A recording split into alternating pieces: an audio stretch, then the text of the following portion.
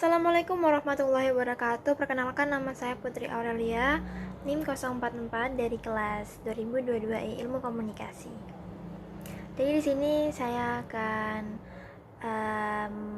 mengerjakan ujian PKN, yaitu lisan. Dari soal pertama, setiap orang mencintai bangsa dan negaranya menurut caranya masing-masing. Sebagai mahasiswa, peran apa yang sudah Anda lakukan untuk bangsa dan negara Anda sebagai wujud semangat nasionalisme?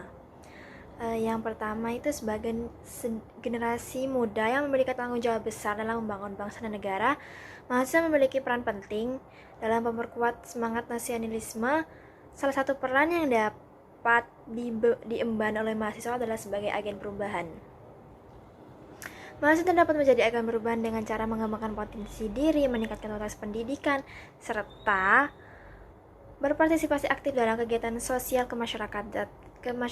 Dengan demikian, mahasiswa dapat memberikan kontribusi nyata dalam membangun bangsa dan negara dengan lebih baik lagi.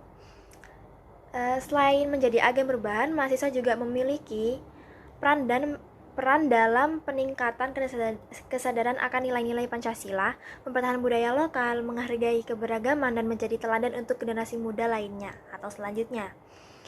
Baik, dari nomor 2, yaitu soal nomor 2, yaitu syarat terbentuknya negara adalah mempunyai wilayah, rakyat, dan pemerintah yang berdaulat. Namun, meskipun syarat tersebut telah terpenuhi, suatu negara memerlukan syarat tambahan, yaitu adanya pengakuan dari negara lain, baik de facto maupun de jure. Coba jelaskan: A. Apa yang dimaksud dengan pendaulatan itu? B. Apa fungsi pengakuan negara lain bagi suatu negara? Baik, saya akan menjawab yang A dulu. Yang dimaksud dengan berdaulat itu menurut KBBI ialah kekuasaan pemerintah yang memiliki kekuasaan penuh terhadap satu wilayah dan rakyatnya, baik keluar maupun ke dalam. Soal yang B, apa fungsinya pengakuan negara lain bagi suatu negara? Pengakuan negara lain memiliki peranan penting dalam hubungan internasional maupun menekankan status negara dalam hukum internasional. Namun, proses pengakuan tidak selalu mudah dan dapat menimbulkan kontroversi serta konflik antar negaranya. Lalu, fungsi pengakuan negara lain bagi suatu negara adalah sebagai legitimasi atas kedaulatan dan keberadaannya di mata dunia internasional. Selain itu, pengakuan juga dapat membuka peluang kerjasama dengan perdagangan dengan negara-negara lain, seperti mendapatkan bantuan, terus diakui oleh negara lain, berdampak pada isolasi internasional dan juga tidak sulit menjalin hubungan diplomatik serta kerjasama dengan negara lain. Negara juga dapat mendapatkan akses terhadap bantuan internasional dan keuntungan ekonomi dari pedagang negara lainnya juga. Baik, soal nomor 3, yaitu siapa yang berwenang membuat konstitusi di suatu negara, dan apabila konstitusi tersebut sudah tidak sesuai dengan kondisi masyarakat, bagaimana cara memperbaikinya? Baik, pada setiap negara pasti memiliki konstitusi negara untuk mengatur agar tujuan sebuah negara dapat terwujud dan agar tidak terjadi kesewenangan penguasa. Konstitusi adalah pemberi pedagang sekaligus pedoman dalam menjalankan kekuasaan negara. Tanpa konstitusi, sebuah negara tidak akan mencapai tujuan yang sesuai dengan harapan masyarakatnya dan tidak ada yang mengatur hak asasi warga.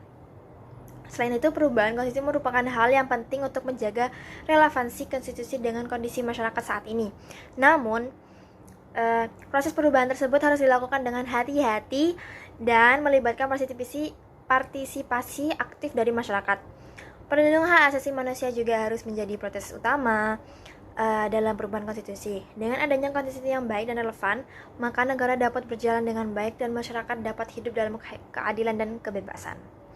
Selanjutnya nomor 4, yaitu John F. Kennedy pernah mengatakan, jangan tanyakan apa yang negara berikan kepadamu, tapi tanyakan apa yang kamu berikan kepada negaramu. Kalimat ini sebenarnya bagus jika dikaitkan dengan semangat nasionalisme. Namun apabila berhubungan dengan hak dan kewajiban, tentu akan aneh apabila warga negara hanya memberikan kewajiban tanpa menuntut haknya. Menurut Anda, bagaimana konsep yang benar dalam memahami hak dan kewajiban dalam hubungan antara negara dan warga negara? Menurut saya, warga negara ini memiliki hak-hak yang harus dilindungi oleh negara, seperti hak atas kebebasan berpendapat, hak atas pendidikan, hak atas pekerjaan, dan lain-lainnya. Selain itu, warga negara juga memiliki kewajiban untuk mematuhi hukum dan peraturan yang ada di negara tersebut. Dalam konteks demokrasi, hak dan kewajiban warga negara dijamin oleh konstitusi dan harus dipenuhi oleh negara. Negara juga harus memberikan kesempatan yang sama kepada seluruh warga negara tanpa diskriminasi. Negara memiliki kewajiban untuk melindungi hak-hak warga negara dan memberikan keamanan serta kesejahteraan bagi seluruh rakyatnya. Negara juga harus memastikan bahwa hukum dan peraturan yang ada di jalannya itu dengan baik tanpa ada penyelewengan. Namun, negara juga memiliki hak untuk menentukan kebijakan-kebijakan yang diperlukan demi kepentingan nasionalisme. Namun, kebijakan tersebut haruslah sesuai dengan konstitusi dan tidak merugikan hak-hak warga negara lainnya, maupun kebijakan-kebijakan ini juga harus penting gitu kan. Gitu. Nomor 5, agar penegakan hukum bisa berjalan optimal, kita tidak bisa hanya mengandalkan aparat saja. Kita memerlukan adanya peran serta masyarakat dalam penegakan hukum. Namun, di berbagai tempat masih banyak kita jumpai masyarakat yang belum sadar hukum. Berikan 3 ide bagaimana cara menumbuhkan kesadaran masyarakat terhadap penegakan hukum di Indonesia. Baik, 3 ide.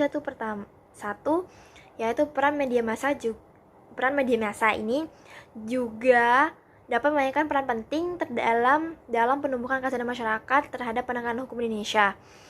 Yaitu media massa ini dapat memberikan informasi yang akurat dan objektif mengenai kasus-kasus hukum yang sedang berlangsung serta memberikan liputan terhadap keberhasilan penegakan hukum. Dengan adanya peran media massa yang positif, masyarakat juga dapat memahami betapa pentingnya penegakan hukum dalam menjalani ketertiban dan keamanan di Indonesia. Lalu hal ini juga dapat meningkatkan partisipasi masyarakat dalam mendukung penegakan hukum yang lebih efektif. Lalu ide yang kedua itu kampanye korupsi, yaitu merupakan salah satu masalah serius yang masih menjadi tantangan dalam penegakan hukum di Indonesia. Oleh karena itu, kampanye anti korupsi dapat menjadi cara efektif untuk menumbuhkan kesadaran masyarakat terhadap pentingnya penegakan hukum. Kampanye anti korupsi ini dapat dilakukan melalui berbagai media seperti iklan, poster, atau TV, atau sponsor gitu-gitu, atau kampanye sosialnya dan lain-lain.